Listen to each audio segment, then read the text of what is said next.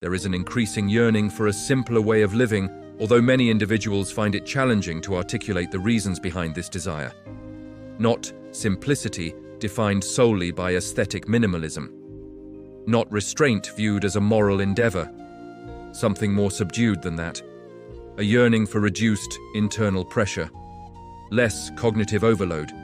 Less friction between the way life is experienced and the way it is perceived. Contemporary life frequently presents abundance as a form of freedom. More choices, more consumption, more speed, more accessibility.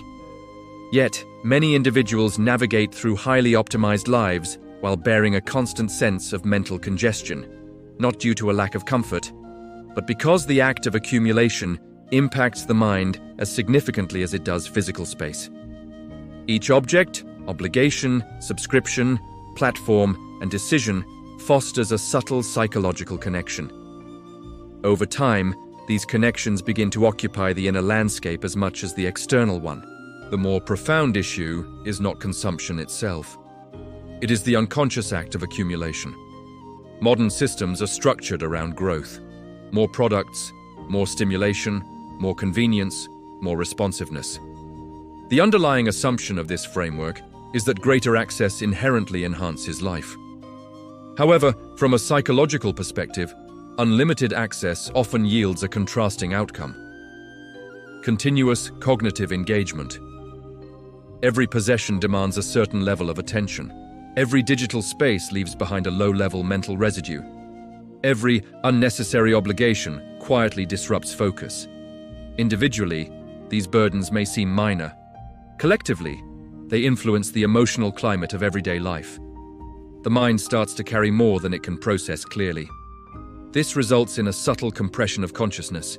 There is diminished room for reflection, less silence within thought, a diminished capacity to feel internally at peace.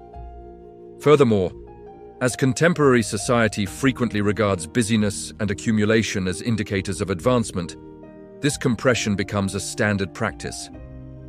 Individuals adjust to a lifestyle characterized by perpetual psychological density. The inner realm becomes congested not only with information, but also with the need for maintenance. What requires a response? What necessitates organization? What demands replacement, upgrading, monitoring, or remembrance? The outcome is not one of overt suffering, it is more subdued. A constant sensation that attention is perpetually engaged before it has the opportunity to rest within itself. This explains why numerous individuals experience relief in environments that are less cluttered. A tranquil room, a leisurely conversation, an unencumbered landscape. The nervous system perceives spaciousness prior to the intellect fully articulating it. This is due to the fact that human consciousness was not intended for endless layers of simultaneous engagement. It necessitates intervals, clarity, space to settle. To gain a deeper understanding of sustainability, it is beneficial to transcend environmental terminology alone. Sustainability encompasses not only the preservation of external resources, it also involves safeguarding the conditions essential for a sustainable inner life. A lifestyle that does not perpetually deplete attention, emotion, and psychological capacity. This fosters a distinct comprehension of conscious living, not as strict self-denial, but as a deliberate relationship with what enters and occupies one's existence. This framework comprises three quiet dimensions. The first dimension is psychological weight. Everything a person possesses, maintains, follows, or commits to carries cognitive significance. Certain forms of weight hold meaning: relationships, craft, responsibility. However, much of modern accumulation tends to be passive rather than deliberate. Items enter our lives more rapidly than they can be consciously assimilated. Consequently, the mind starts to manage an unseen framework of excess. Conscious living alleviates psychological burdens by reinstating balance. This is achieved not through deprivation, but through careful selection. The inquiry gradually shifts from what more can be added to what truly merits a place in consciousness. The second dimension pertains to attentional ecology. Attention is influenced by our surroundings. A disordered environment frequently leads to fragmented attention, as the mind perpetually processes unresolved stimuli. A sustainable lifestyle fosters environments that promote more stable forms of awareness. This encompasses physical spaces, digital realms, and emotional contexts. Not every environment needs to provoke stimulation. Not every moment requires optimization. As the environment becomes more tranquil, attention starts to regain its continuity. Thoughts elongate, perception becomes gentler, presence intensifies. This does not equate to emptiness. It represents a breathable psychological framework. The third dimension involves existential sufficiency. Contemporary culture frequently structures desire around continuous escalation. More accomplishments, more possessions, more experiences. Yet in the absence of a sense of sufficiency, desire transforms into an endless pursuit.